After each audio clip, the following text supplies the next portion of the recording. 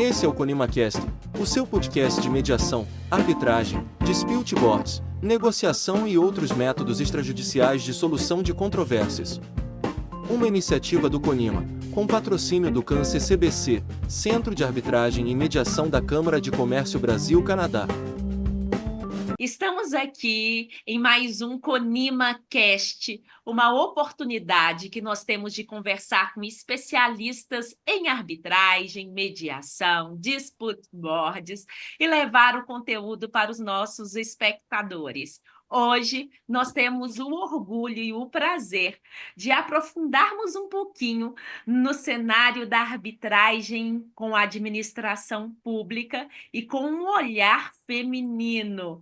Nós temos o orgulho de termos neste momento a doutora Aristeia Totti, que é uma profissional que apaixonou pela arbitragem como nós, da área arbitralista privada, e que vem trazer o olhar do direito público utilizando a arbitragem como forma de solução de conflitos. Seja muito bem-vinda, Aristeia.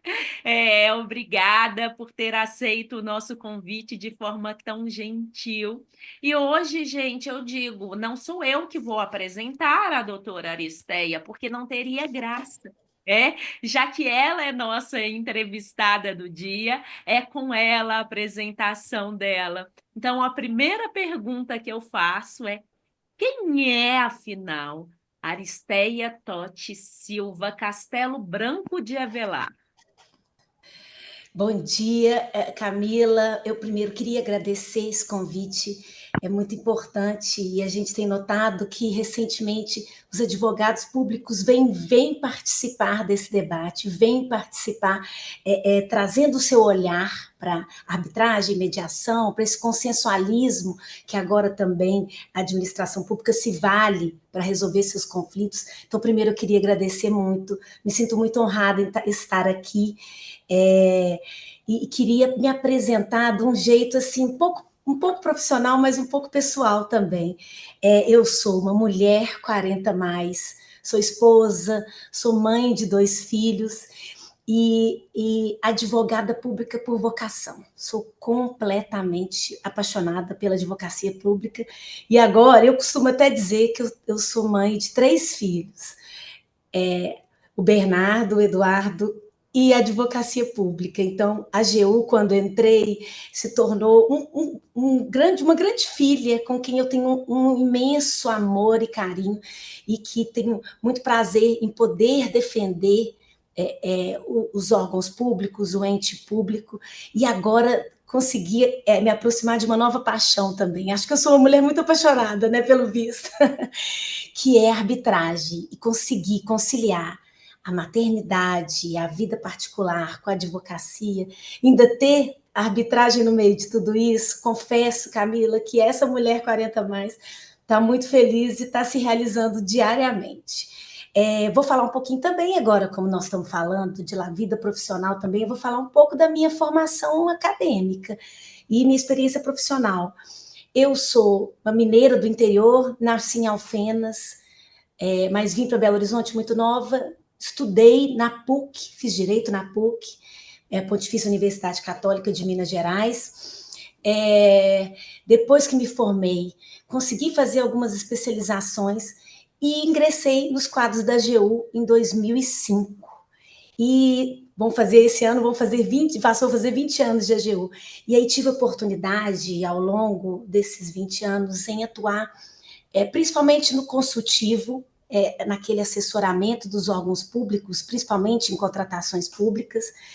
E, recentemente, há 5 anos, eu tive a oportunidade de participar de um processo seletivo dentro da AGU para atuar dentro do núcleo especializado em arbitragem. E foi uma experiência muito interessante, Camila, porque as arbitragens com a administração pública começaram a acontecer com um volume maior nesses 6, 7, 5 anos para cá. E o núcleo que eu faço parte hoje, ele atua exclusivamente em arbitragem, defendendo a União. E ele começou quando as primeiras arbitragens chegaram na AGU. Então, eu faço parte, me sinto muito feliz e honrada de ter participado da implantação, não da arbitragem, mas dessa solução de conflito no âmbito da AGU, de colocar cada tijolinho no órgão para que hoje a gente possa atuar em paridade com os grandes escritórios do Brasil. Então, me sinto muito realizada em poder participar, mas assim, como nós vamos conversar um pouquinho mais para frente, era tudo mato, como diz uma colega nossa, a gente começou do zero, então muitos desafios, muitas conquistas vieram, mas vou deixar esse spoilerzinho lá para frente. Isso, gente, tá igual aquele desejo de série. Vocês têm que continuar ligados com a gente para continuar escutando o que vem pela frente. Já deu para a gente perceber que a Aristéia é gente que faz, e que faz muita coisa. Em relação à arbitragem, quando ela chegou, que era tudo mato, era tudo mato não só dentro da AGU, mas imagina, nós estamos falando de um contexto temporal que aí eu já tenho minha curiosidade. O que te motivou nesse processo seletivo interno, Aristéia, diante de tantas coisas que você tinha para fazer na vida, dentro da AGU, né? O que leva a abrir... Não tenho o que fazer, vamos mexer com a arbitragem. Ela já nos deixou a deixa, que ela encontrou com a arbitragem já dentro da própria AGU. E conta para a gente um pouquinho mais desse encontro seu, uma advogada da área pública que tem, eu digo que talvez seja o seu primeiro filho, estou enganado? Ou Foi meu primeiro, eu entrei primeiro, né?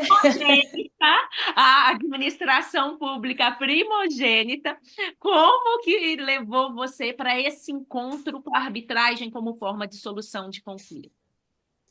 Então, Camila, eu já tinha 14 anos atuando, assessorando órgãos, analisando contratos e processos administrativos, e aí me deu aquele comichão, assim, eu quero fazer uma coisa diferente. Nunca tinha atuado no contencioso judicial e também nunca tive muito interesse, não achava que aquilo seria algo que ia continuar a fazer essa luz dentro de mim brilhando.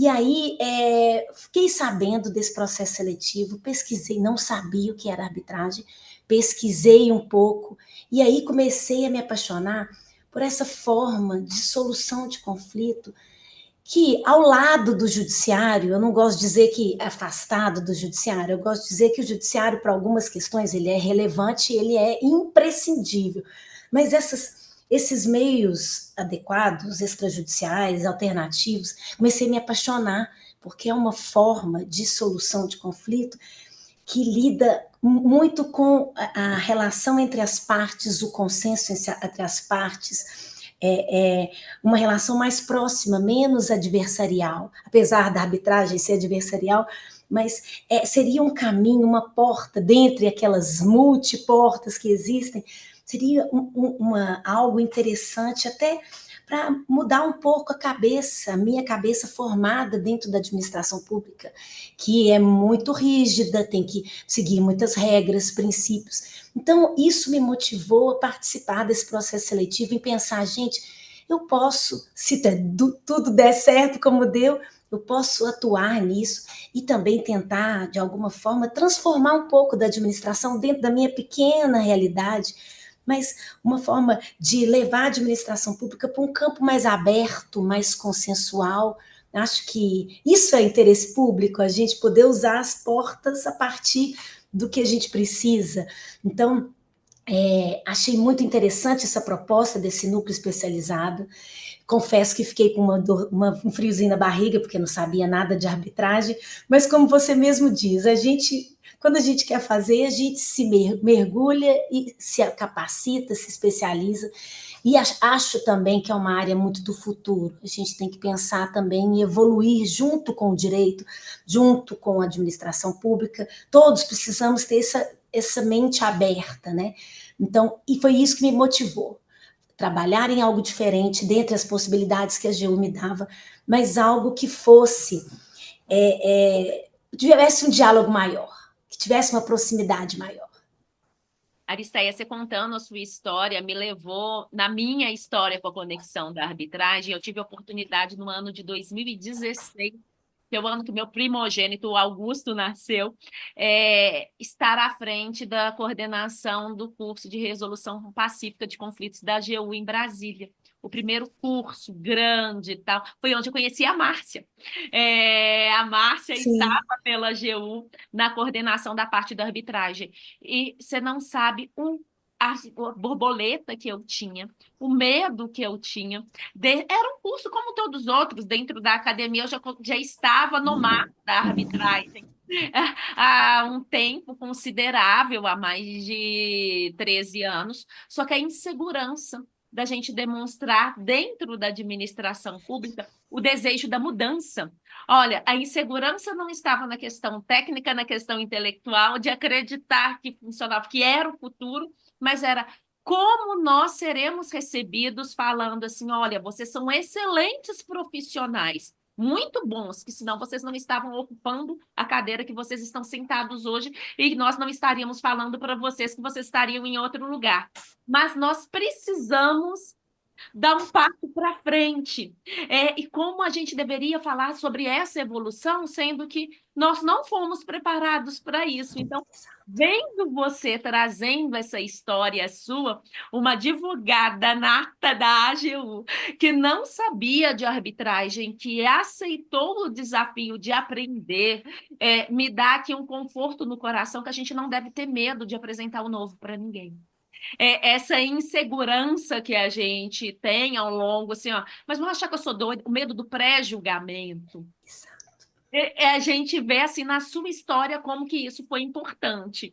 E dentro dessa importância da sua história, né, sabemos que a arbitragem é um método que já tem uma história, né, que na administração pública, embora nós temos registros históricos lá de trás, que nós já temos historicamente, não é o foco aqui, né, a presença dela, mas que dentro do contexto da administração pública de forma geral no Brasil, ela é um instituto ainda novo. Nós ainda conversamos com vários e vários profissionais que não conhecem nada. E aí eu queria saber, na sua visão, o que os arbitralistas precisam aprender sobre o uso da arbitragem na administração pública, porque eu penso que não é só o profissional que está na área do direito administrativo ter que ir para o lado dos meios adequados aqui a nossa rainha arbitragem, mas o que os arbitralistas que já conheciam de arbitragem, eles precisam de saber vinculado à área da arbitragem na administração pública? Pois é, esse é um grande desafio até hoje. Assim, eu acho que a gente pode ter um desafio macro e ter um guarda-chuva maior e colocar vários pontos dentro desse guarda-chuva, mas o guarda-chuva maior é esse. Arbitragem, assim como o judiciário, a mediação, a negociação, são meios privados de solução de conflito. E uma vez que a administração pública ela vai se valer desses meios, ela vai levar consigo uma mochila onde está contido os princípios, as regras que a regem, o regime de direito público. E naturalmente, quando a AGU começa a circular nesse território arbitral, essas regras, esses princípios, eles vão contaminar esse processo arbitral de alguma forma. A professora Cristiana Fortini, a professora da UFMG, ela costuma falar que a administração pública ela tem o toque de Midas. Tudo que ela tocar vai ser contaminado por esse regime. E no judiciário é assim, nós temos algumas prerrogativas lá, e fatalmente isso vai acontecer na arbitragem também. Então, inclusive, isso já foi objeto da reforma da lei de arbitragem, que alguns pontos que foram atualizados na versão inicial da lei, alguns pontos foram dedicados à participação da administração pública nas arbitragens, a publicidade, a arbitragem de direito.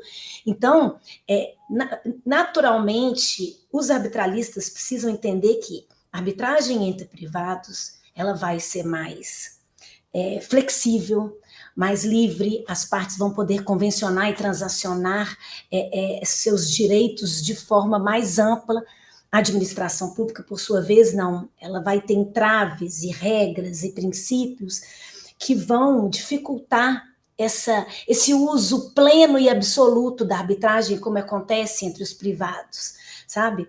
E o que choca, mas acredito também, Camila, eu gosto de falar desses desafios, mas dizer o quanto a gente já avançou, sabe? A gente tem uma relação com os advogados privados durante uma celebração de um termo de arbitragem, uma audiência, em que a gente percebe que eles já entendem um pouco desse regime específico, sabe que o próprio advogado não vai poder transacionar além daquele limite. Então, assim, existe essa necessidade de harmonizar o regime privado com o regime público, mas à medida que a gente vai atuando nos processos e vai mostrando, olha, isso é possível, isso é viável, isso não prejudica o instituto, não prejudica o processo, não prejudica o trabalho dos árbitros e das outras partes, isso já vai se sedimentando e todo mundo vai ficando mais seguro em relação a isso.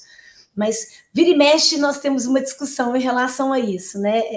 Acredito que seja natural. Mas acredito que, em resumo, os arbitralistas precisam entender que seria uma mescla do direito público com o direito privado. Não vai dar para ser só privado e nós, da administração pública, também não vamos conseguir que seja só público. E o que eu gosto do que você trouxe, Aristeia, que faz com que a gente reflita a nossa necessidade também de evoluir, de amadurecer e de crescer, e que a gente não é dono da razão. A Sim, modéstia sempre. para a área jurídica, independente de ser do contencioso judicial, do contencioso arbitralista, ser vinculado à administração pública ou à área privada, tem hora que nos falta é questão de modéstia. Olha, nós precisamos sim de escutar, recalcular a rota para a gente chegar numa palavra que você trouxe que eu gosto muito, na harmonia.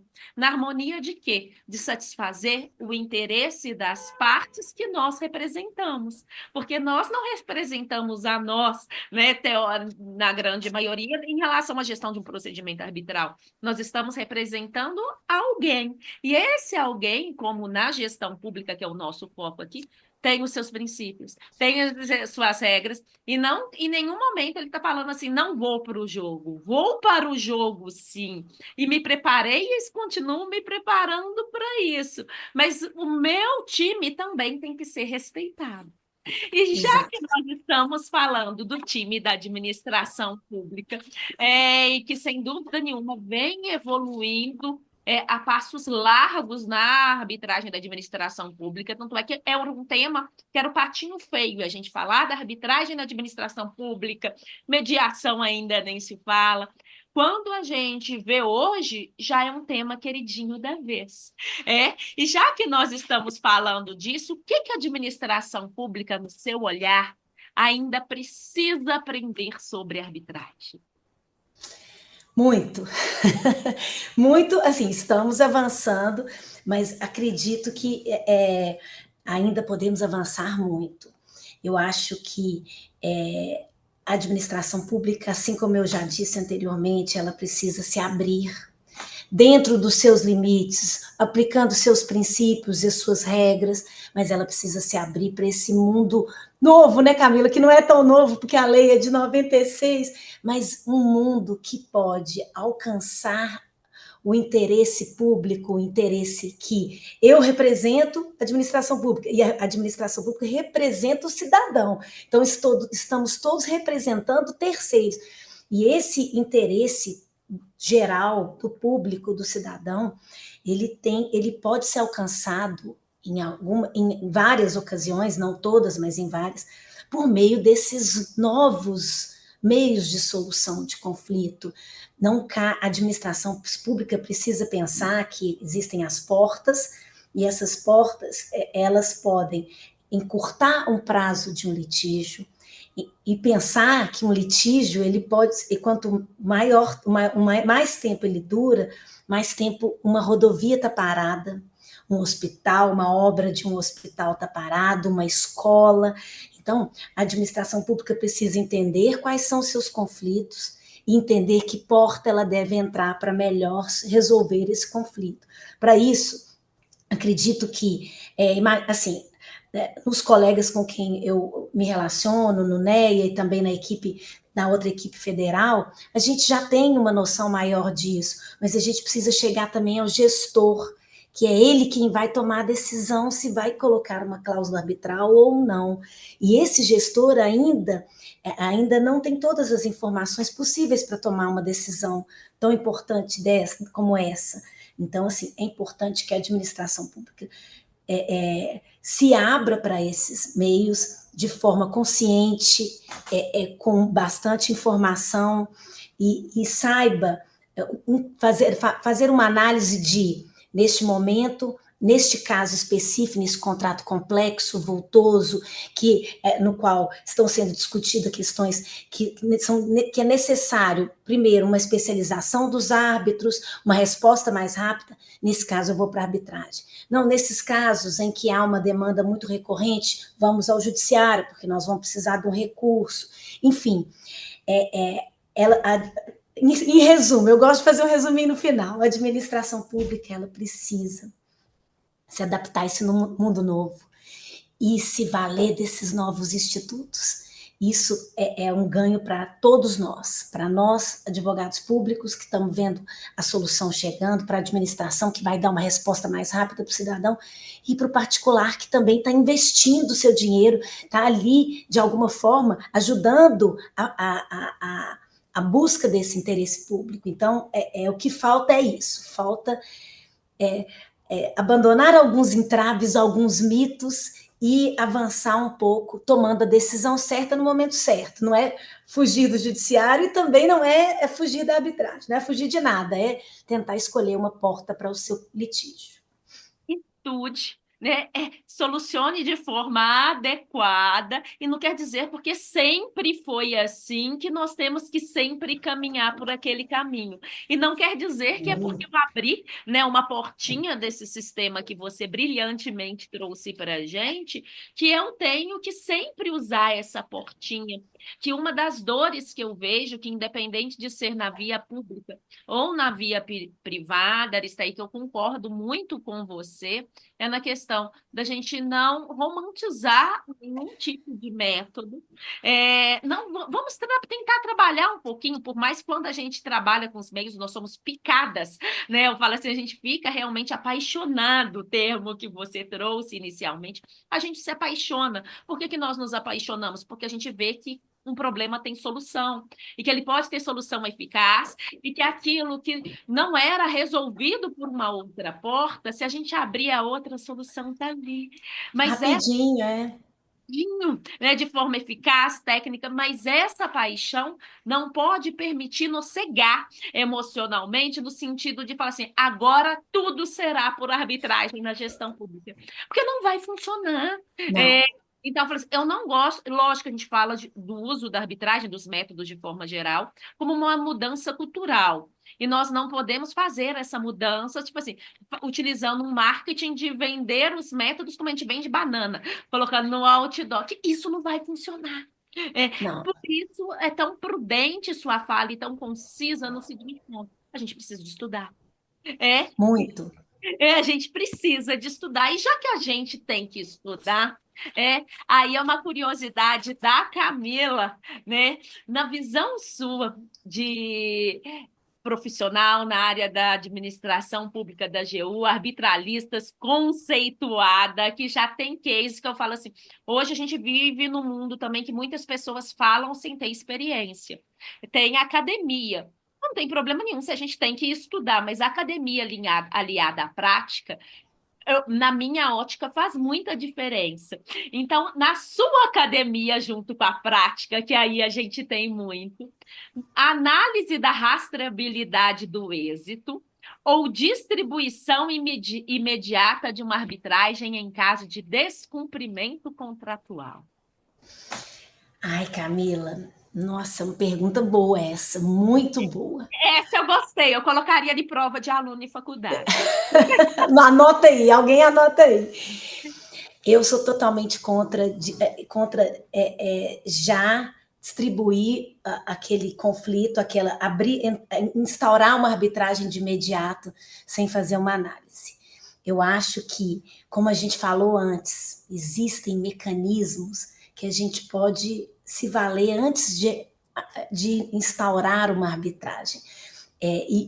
Normalmente, nos processos administrativos, nos contratos administrativos, quando um conflito, uma controvérsia aparece, as partes ainda tentam resolver isso administrativamente, antes mesmo de pensar numa arbitragem. Então, existe um período prévio de discussão dentro da própria administração. Só que pode ser que, em alguns casos, o próprio particular ele não concorda com a decisão tomada com a administração pública e aí a porta da arbitragem se abre a ele. Mas eu acho que neste momento que a gente está vivendo, até com as possibilidades de acordo e solução consensual no Tribunal de Contas, nos tribunais de contas em geral, principalmente no TCU, que é a área que eu atuo, eu acho importante a gente tentar essa consensualidade antes de entrar com a arbitragem. E essa consensualidade, ela entra na análise, nessa análise de rastreabilidade de êxito, porque eu analiso o conflito, analiso como ele foi tratado administrativamente e ainda tento, a partir desse consensualismo, verificar qual seria a possibilidade de transação entre a parte privada. A parte privada pode desejar fazer um acordo antes mesmo de ser instaurada uma arbitragem, porque ela precisa, naquele momento, por exemplo, de um valor para o capital para investir em outra... Precisa daquele capital naquele momento. E também ela quer... A gente tem que pensar que as partes, se o contrato ainda está... durante a sua vigência, as partes elas ainda vão se relacionar dentro do contrato durante muito tempo. Então, instaurar uma arbitragem logo de cara pode gerar uma adversalidade entre as partes até maior. Então, essa análise de êxito, e aí, Camila, eu gostaria também de falar da análise de êxito até antes de você colocar uma cláusula compromissória. Porque a gente precisa fazer, e esses dias eu estava estudando análise econômica da arbitragem, a gente precisa fazer essa análise antes. Será que esse contrato ele é vocacionado para isso mesmo?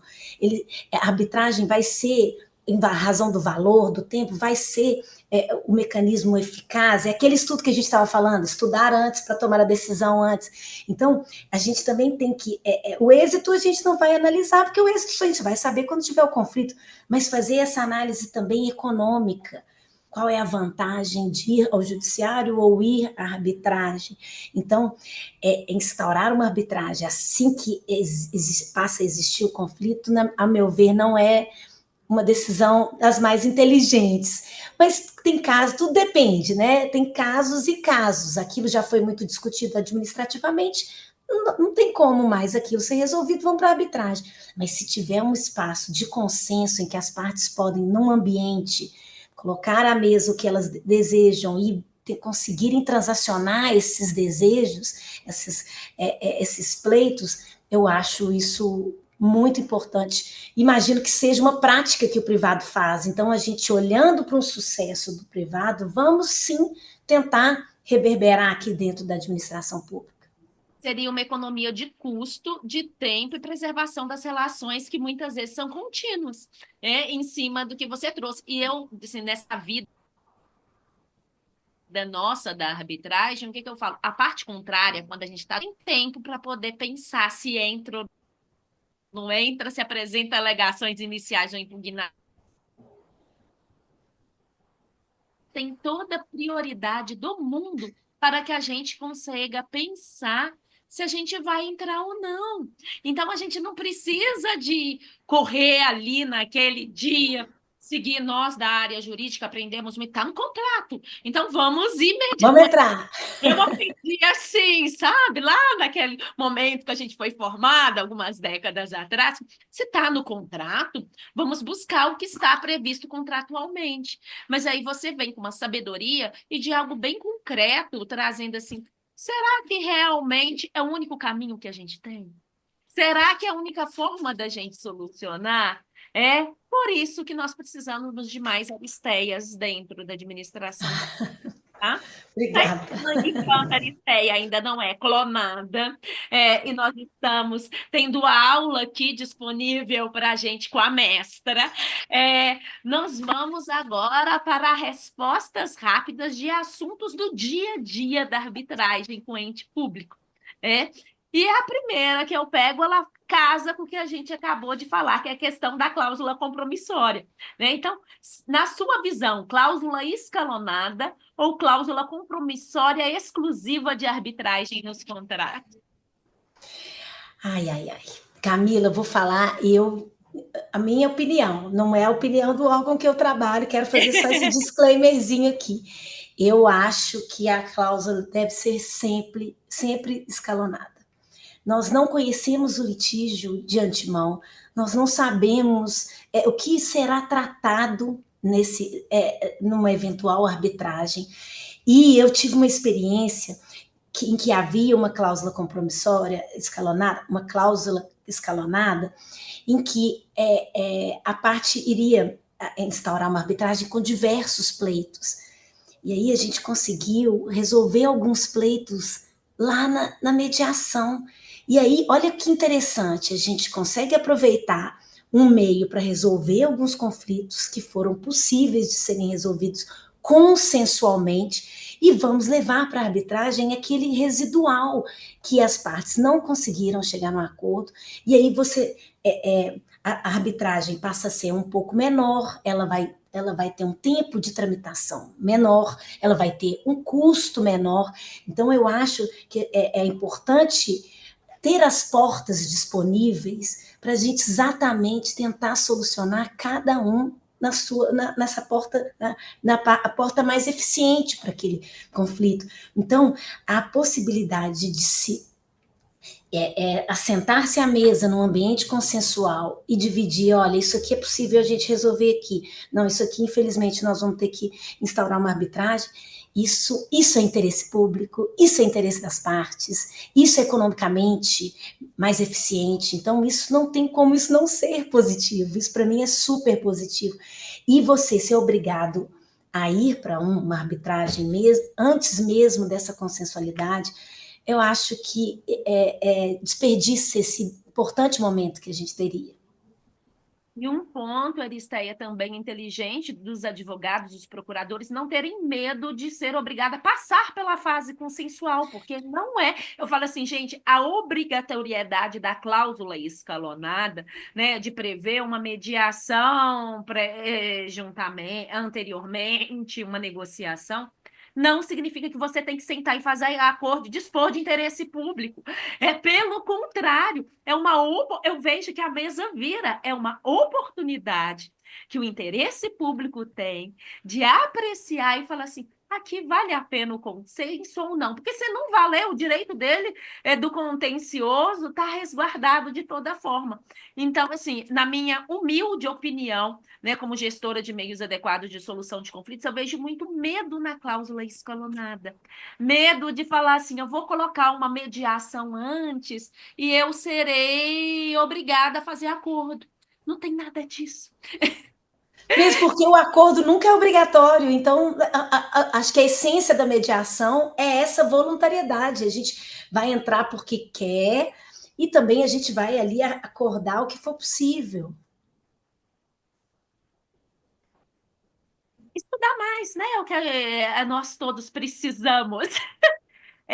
Me escutou bem aí? Não sei se cortou, Aristeia. Cortou um Cortou? pouquinho, Desculpa, minha mas internet não, parece. tá tranquilo, tá tranquilo. Árbitro único ou tribunal trino? Eu vou usar a resposta que todo advogado usa, depende. Ora. E vou trazer esse exemplo que eu trouxe. Assim, a arbitragem é complexa, vários pleitos, valor muito vultoso, eu prefiro o tribunal trino. Porque são três cabeças pensando, vai ter uma divergência, vai ter um voto para desempatar, isso é muito interessante, isso traz uma decisão melhor, mais bem estudada, mais bem colocada. Agora, voltando àquele exemplo, se a gente tinha vários pleitos, alguns foram resolvidos na mediação, sobrou alguns menores ou menos complexos, por que não um único árbitro? A gente tem que pensar economicamente, tem que pensar que a administração pública, se for condenada, é o dinheiro de todos, então nós estamos administrando o dinheiro de todos. Então, se for possível um árbitro só, uma economia maior, então acho que é possível. E tanto que as nossas cláusulas, elas prevêem sempre o tribunal trino, mas se as partes concordarem, a gente pode ter um árbitro único. Tribunal interdisciplinar ou composição jurídica? Eu gosto muito dessa pergunta para quem está na prática, porque a gente vende muito a arbitragem como a multidisciplinariedade. E na prática? Na prática seria interessante também.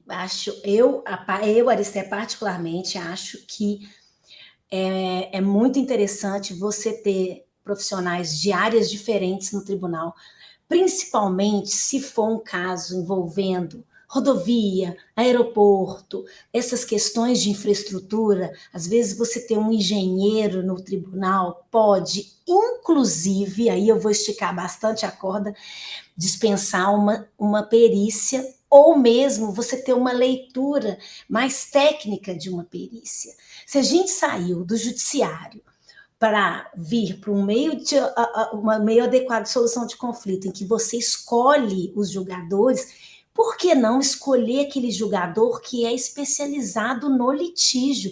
Estou discutindo de uma rodovia, questões relacionadas ao asfalto, a ponte. Por que não trazer um engenheiro para, junto com um advogado, discutir essas questões? Ele vai saber fazer as melhores perguntas para os técnicos, ele vai saber perguntar para as partes, estabelecer pontos controversos mais específicos para serem respondidos pelas partes. Gosto muito e acho muito interessante ter um advogado, principalmente na presidência, porque essa tramitação, o fluxo do processo arbitral, ele demanda um conhecimento de fases de processo, atos processuais. Então, acho muito útil ter um presidente, e um presidente assim, experiente, com firmeza, porque também o processo arbitral ele vai correr de acordo como faz correr o presidente, mas eu acho muito interessante a presença de um técnico dentro. São 3, então pode ser um, pelo menos, que ele vem com um olhar mais objetivo, um olhar diferente. E essa questão da perícia é um gargalo muito que vem acontecendo nas arbitragens envolvendo a administração pública, sabe, Camila? Porque a perícia, hoje em dia temos poucas empresas e poucos profissionais, o mercado ainda é restrito. E aí temos muitas arbitragens com a administração pública. E a administração pública ela tem um rigor maior na avaliação de independência e parcialidade, conflito de interesse. E aí, se é sempre a mesma empresa, ou sempre 2, 3 empresas que estão em todas as arbitragens, isso vai gerar um problema na escolha da empresa perita. Então, se eu coloco um engenheiro dentro do tribunal, esse problema eu posso pedir às partes que apresentem relatórios dos assistentes técnicos. Eu não preciso de uma perícia, talvez, dependendo do ponto. Então, acho interdisciplinar sempre muito bom. E sempre pensar em equidade de gênero também, trazer outras cabeças pensando, porque são várias visões de mundo diferente. Eu acho que essa coletividade ela não tem como ser ruim. E um ponto na sua fala, Aristeia, me fez lembrar da oportunidade que a gente tem com um técnico dentro do tribunal da inspeção in loco. Porque a arbitragem está lá expresso a possibilidade da inspeção in loco. Então, quando nós temos esse técnico, a inspeção in loco sendo realizado pelo profissional técnico, é uma política de ganha-ganha dentro da arbitragem. Maravilhoso. E até o momento a gente está construindo toda uma análise do como que é a arbitragem na administração pública, o que a gente precisa de aprender um com o outro, e quais são os mitos que, na sua visão, mais assombram o uso do Instituto da Arbitragem dentro da administração pública. Existem uns mitos que são até difícil de acreditar que eles existem, né? Por exemplo, nós vamos nomear árbitros privados que vão necessariamente julgar em favor do privado. isso não existe, sabe? Nós estaríamos abrindo mão de prerrogativas e benefícios que nós temos no judiciário e vamos para um território que a gente não vai poder se valer disso. E a questão do recurso, eu não vou poder recorrer. Não, o recurso tem dois lados, tem a possibilidade de você rever o que você não ficou satisfeito, mas ele tem o outro lado, que é o lado prejudicial, que é da perpetuação do litígio a partir da interposição de diversos recursos. Então, a questão de não ter um recurso não significa que a decisão é ruim, muito pelo contrário. Acredito que os árbitros pensam, como essa é a única manifestação que será dada, decisão única, eu tenho que dar a melhor decisão, porque não vai haver uma revisão numa outra instância. Então, esses mitos ainda assombram os gestores, os administradores públicos. Primeiro, eu não vou poder recorrer. Segundo, mas eu vou contratar aquele advogado que era um advogado numa outra ação contra mim para ser o árbitro que vai decidir a nossa questão. Existem questões que não são ainda do conhecimento desse gestor público, mas o sistema arbitral, ele hoje em dia, e acho que sempre, pelo menos essa é a minha experiência depois de 5 anos, é que não há esse tipo de benefício, eu indiquei esse árbitro, esse é meu árbitro, ele vai decidir do jeito que eu quero. Não é bem assim. Mas como é um sistema diferente, eu até entendo esse administrador. A nossa função, inclusive, Camila, uma delas, é levar esse conhecimento para o administrador e dizer, olha, não é bem assim, esse árbitro a gente está indicando, porque temos direito, cada um vai indicar um e depois vai ser indicado um terceiro, mas isso não significa, que ele vai votar a favor da gente e o outro necessariamente contra. Então, assim, esses mitos, e a questão do custo também, né, Camila? Não posso esquecer da questão do custo, que é sempre uma questão, mas análise econômica da arbitragem também pode dizer se o custo pode ser alto agora, só que diluído ao longo do tempo dessa ação ficar tramitando no judiciário, ele pode ser menor. Então, é aquela visão macro, vamos olhar de longe para tentar fazer essa análise. Então, dizer que é mais cara por si só, dizer que o árbitro vai julgar de forma contrária à administração pública, todos esses mitos, eles vão sendo desconstruídos à medida também que a gente vai se valendo do Instituto, fazendo com que o Instituto aconteça. Então, são mitos, mas ainda mitos que estamos desconstruindo aos poucos. Assim. E além de desconstruir esses mitos, o que o Instituto da Arbitragem deve fazer para conquistar mais o direito administrativo? Acho que essa harmonia pode ser mais bem alcançada se a parte privada, e aí eu estou colocando na conta da parte privada, aceitar que alguns princípios e regras não poderão ser disponíveis porque estamos em outra porta, em outro sistema. Sabe? Acredito que hoje em dia tem um hot topic que é muito comentado, que é o regime de precatório, que eu tenho certeza que daqui a alguns anos isso a gente vai estar morrendo de rir dessa discussão, por quê? Porque o regime de precatório ele é obrigatório para toda e qualquer sentença, independente dela ser arbitral ou judicial. Então, a administração pública precisa respeitar esse regime por ser obrigada a cumprir regras e princípios, no caso da isonomia, que são muito caros a ela, são constitucionalmente determinados a ela. Então, existem ainda, Camila, alguns pontos que ainda há essa discussão, a questão da arbitrabilidade objetiva também é um ponto que, à medida que a arbitragem for acontecendo, em muitos casos vem acontecendo, essa discussão ainda aparecer, isso vai se acalmar, isso vai se harmonizar. Realmente, a administração pública, ela não são todos os direitos que ela defende, que ela possui, que são disponíveis. Então, vai haver um limite para a decisão dos árbitros. Então, acredito que, assim, tudo vem caminhando, mas também a aceitação pelo mercado, pelo privado, dessas particularidades, vai fazer com que a gente avance cada vez mais. Mas não estou dizendo que eles não aceitem, assim, eu quero ser justa na minha fala. Assim, já avançamos muito. E essas discussões naturalmente vão acontecer, porque estamos em desenvolvimento, né? E sempre vai aparecer alguma coisa, né, Camila? A gente nunca chega lá no final, o final não E eu acho existe. que uma coisa mais importante, Aristeia, é a escuta de todos os lados que estão na mesa. Então, a gente precisa de escutar. A gente precisa de escutar o que é possível flexibilização da administração pública para se adequar à arbitragem, como a arbitragem precisa de escutar a administração pública para que a administração pública utilize. Você trouxe aqui um dos gargalos que a gente tem, as obras paradas no nosso país. Eu fico tão triste toda vez que eu tenho que me deparar com um número, que eu tenho que verificar a quantitativo, que muitas vezes a gente não sai do lugar, mas para que a gente consiga sair desse lugar, a gente tem que ver o que é possível ser feito. E esse possível Sim. em compreender. A administração pública está aqui, ela já entrou na nossa casa, mas não quer dizer que ela vai tirar os sapatos.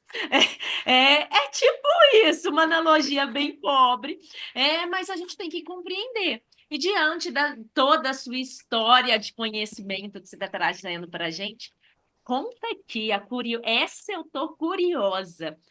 Qual o maior desafio que você já enfrentou dentro da sua história de arbitragem na administração pública? Ai, Camila, o maior desafio foi, primeiro, entender o que era arbitragem e entender todo esse sistema que é muito próprio, que é um pouco espelhado em relação ao processo judicial, mas que tem características muito diferentes. Pensar em flexibilidade dentro da administração pública é algo que, assim, no primeiro momento já causa arrepio. Então, meu maior desafio foi quando lá atrás eu entrei e passei a atuar no núcleo especializado em arbitragem, entender todo esse sistema, porque a gente é forjado com regras muito, muito rígidas e claras, e não posso transacionar, não posso ser mais flexível aqui, vamos para o judiciário, que a gente já está acostumada aí.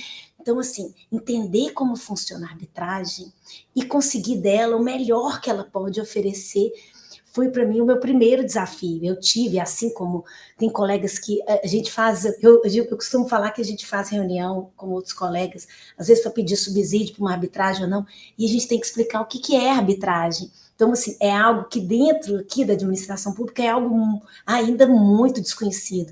Então, era desconhecido para mim, agora não é mais. E acho que também um grande desafio que eu vivi juntamente com as minhas colegas lá no núcleo é mudar essa cultura, mas mudar com segurança. A gente precisava, poucas coisas eram escritas à época que o núcleo foi criado em relação à contratação de câmara, contratação de árbitro, publicidade, eram vários pontos que para a gente eram novos e a gente precisava estudar e criar entendimentos para nos assegurar, porque eu vou fazer um parecer para indicar um árbitro, eu preciso justificar por que eu escolhi fulano de tal para ser o árbitro. É diferente do privado, ele escolheu, pronto, aqui eu tenho que justificar, mostrar. Aquela câmara que vai ser estabelecida uma cláusula compromissória indicando uma câmara específica, por que essa câmara? Por que eu não escolhi a A e a B, escolhi a C? Então, esse primeiro momento, Camila, foi muito desafiador de construir a arbitragem dentro da AGU, do mato, a partir do mato, começando a capinar o mato e começando a plantar, sabe? Mas é muito, assim, eu acho que esses desafios, quando eles são alcançados e quando a gente vai subindo os degraus, a gente recebe, a gente sente um prazer muito grande em ter conseguido, né? Então, assim, foi um grande desafio, ainda é, porque os problemas vão mudando de nome, né? As resistências vão mudando de nome. Mas hoje a gente já está num ambiente que a gente chega o processo arbitral para defender a União, essas primeiras questões já não são mais discutidas. Nós vamos discutir outras coisas, podemos levar isso ao TCU para haver um acordo. Não, então vamos fazer a resposta às alegações iniciais, vamos buscar atrás do corpo técnico. Então, assim, evoluímos nos problemas, agora temos outros problemas que não aqueles primeiros desafios. Aí eu falo, o problema não é fator negativo. O fator negativo é a gente não buscar a solução dos problemas para um método adequado, aquela apaixonada com o método adequado. E a vontade, gente, era a gente não terminar nosso bate-papo de jeito nenhum. Mas digamos que quem faz muita coisa, como a Aristeia já trouxe para a gente um pouquinho da vida profissional e se abriu com a gente em relação à vida pessoal dela, eu vou deixar a cereja do bolo para o CONIMA nesse momento. Então, o CONIMA é o Conselho Nacional das Instituições de Mediação e Arbitragem. E quando surgiu, né, o momento da arbitragem alavancar e ter mais procedimentos, a questão é como as câmaras iriam se preparar para receber os cases da administração pública e como que eu faria para que minha câmara fosse a indicada. E aí, a pergunta que eu faço para você, Aristeia, é se existe algum critério, qual é a escolha para a indicação de uma câmara de arbitragem para gerir um procedimento que tem a administração pública como parte? Pois é, esse um ponto, é um dos pontos que a gente teve que estudar e pensar no entendimento que fosse minimamente objetivo, porque eu não posso ter subjetividade nesses momentos, sou administração pública, princípio da igualdade, e que a gente teve que construir o entendimento em razão disso. A gente tem que pensar que os casos envolvendo a administração pública, eles são muito complexos, na sua maioria, sempre em regra, existem exceções, e vultosos, e existem casos, inclusive, em que há uma das partes uma parte internacional. Estou contratando uma empresa, por exemplo, compra da vacina para a Covid. É uma empresa internacional que vendia. Então, essa Câmara, ela tem que ser capaz de gerir esse conflito e todo o trabalho que vai ser dado a partir desse conflito. Então, eu penso assim, as câmaras têm que se preparar para as várias complexidades que essas relações da administração têm. Dia a dia ali, né? Mas, por exemplo, ela tem que estar preparada para nomear um árbitro de emergência, ela tem que estar preparada para responder uma impugnação de árbitro, porque isso, não vou dizer que sempre acontece, mas isso há grandes chances de acontecer. Ela tem que estar preparada para criar um ambiente para uma audiência, Camila, e as audiências em arbitragens com a administração pública, elas costumam ter vários participantes. Então, assim, a Câmara tem que pensar numa sala que vai comportar... E também a virtual, porque hoje também a gente também tem uma preferência pela audiência virtual. Quando não é uma de instrução, por exemplo, apresentação de caso, celebração de termo de arbitragem, porque é uma reunião mais rápida, que não precisa da presença de uma testemunha, enfim. O virtual é muito interessante, porque diminui o custo da administração pública também, não preciso deslocar vários advogados para ir para aquela audiência. E há uma questão recente que vem acontecendo nas arbitragens com a administração pública, que é a participação de terceiros. Então, algo que talvez nas arbitragens entre privados isso seja uma exceção, na administração pública, a questão da discussão do regime de precatório numa arbitragem do Estado de São Paulo, a AGU ingressou como amicus curiae. Então, são figuras um pouco mais próprias às arbitragens público-privadas, e que a Câmara tem que estar preparada para receber todas essas diferenças, essas particularidades. E eu vou tomar até a liberdade de ler aqui a portaria, nós temos a portaria 75 de 2022 da AGU, que está lá no site do Núcleo Especializado em Arbitragem. Anotem, viu, gente? 75 2022, não é isso? Isso, colocar no Google Núcleo Especializado AGU, que vai estar lá.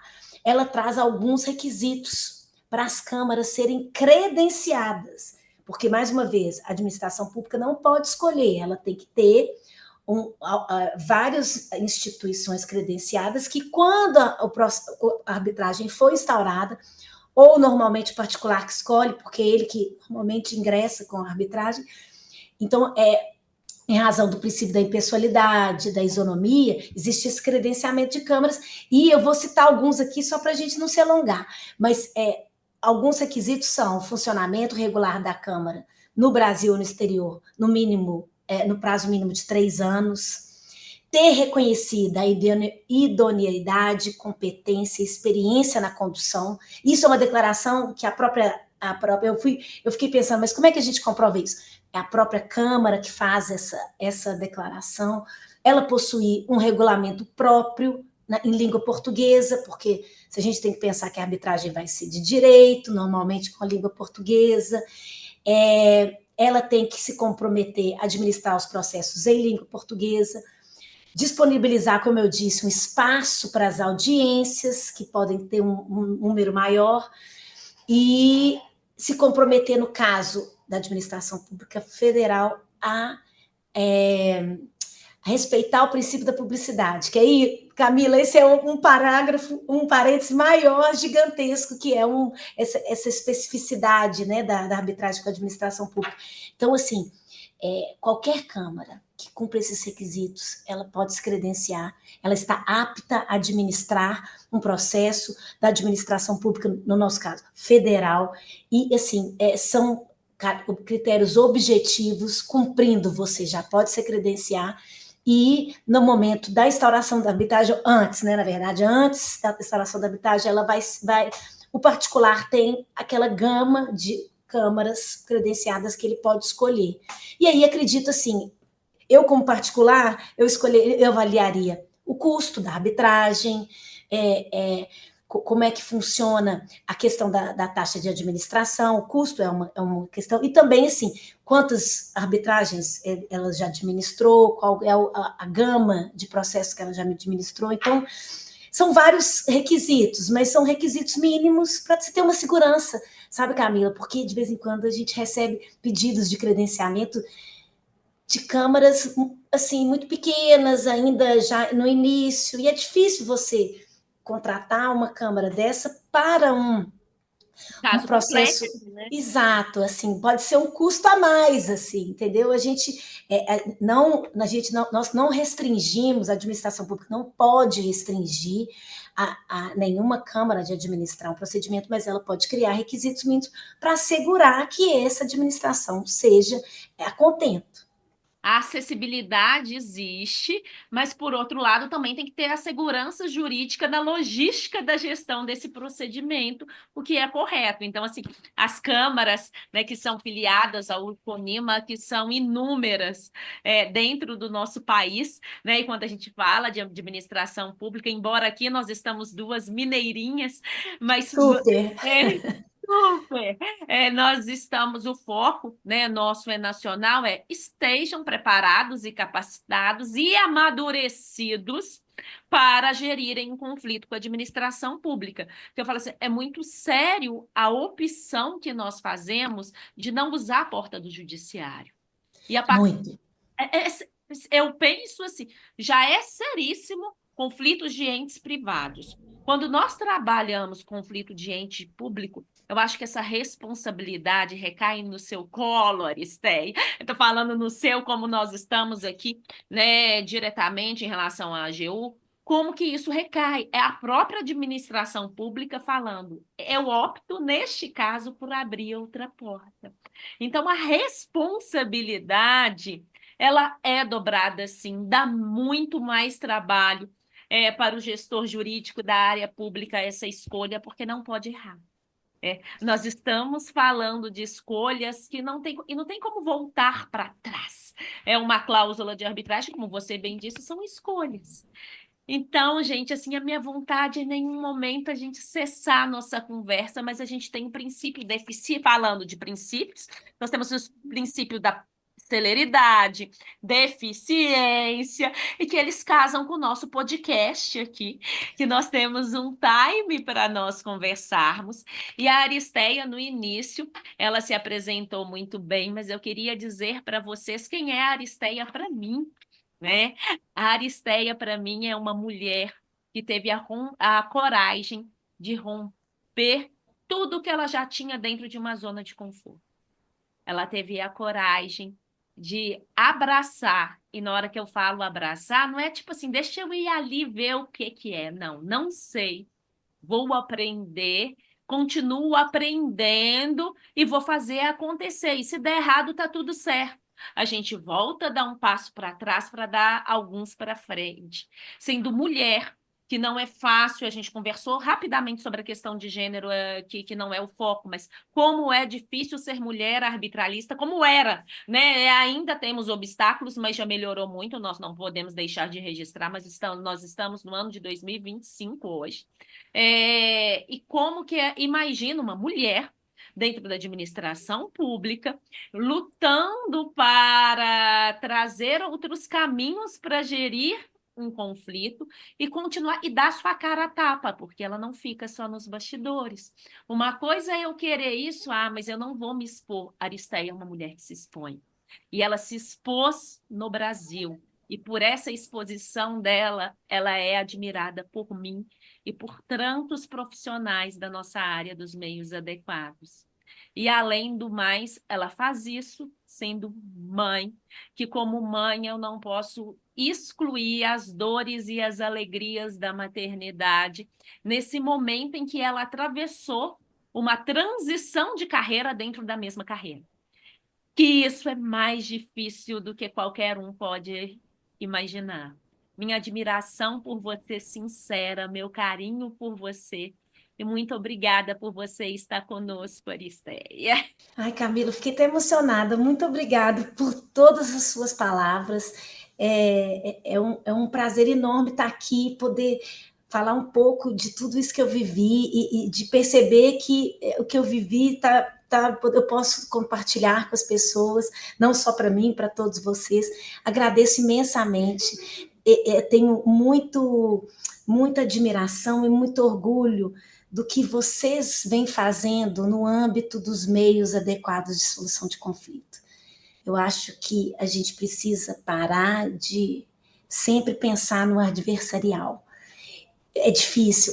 Tem essas barreiras, tem os mitos, os desafios, tudo que a gente falou, mas o CONIMA, e também eu sei que você tem várias vestes, você não está só no CONIMA, você tem vários outros lugares de atuação, tudo isso é fundamental para uma mudança, não só dentro da administração pública, ou lá no empresário, a pessoa jurídica de direito privado, mas até numa atuação, a gente quando aprende o consensualismo, a gente vai aplicar lá dentro de casa, com os filhos, com os pais, as mães, os maridos. Então, assim, abrir a cabeça para esses novos meios é relevantíssimo para nós como humanidade. E vocês que estão aí, que você me disse que já está nesse campo há mais de 12 anos, então, assim, imagino que tinha até mais mato quando você começou, 20. Então, tinha muito mais mato, mas você também não desistiu, você continua. Cada dia é uma batalha, mas também é uma vitória. Então, parabéns. Me sinto muito honrada de estar aqui e desejo que o podcast tenha muito sucesso, que você continue nessa empreitada, sem medo, sem lenço, sem documento e sem medo. Sigamos, Aristeia. 50 mais, 60 mais. Não, a gente demais. Vai fazendo, entendeu? A gente faz um 80 mais. 80 mais. A gente vai registrando, vai virar uma coletânea. Pronto, combinado. Aristeia, muito obrigada. E este foi mais um CONIMAcast, uma iniciativa do Conselho Nacional das Instituições de Mediação e Arbitragem, com o patrocínio do CAN-CCBC, Centro de Arbitragem e Mediação da Câmara de Comércio Brasil-Canadá. Entre em contato através das nossas redes sociais, Instagram, Facebook, LinkedIn e YouTube. Ou mesmo através do WhatsApp, disponível no site do CONIMA, www.conima.org.br. Nos encontramos no próximo episódio.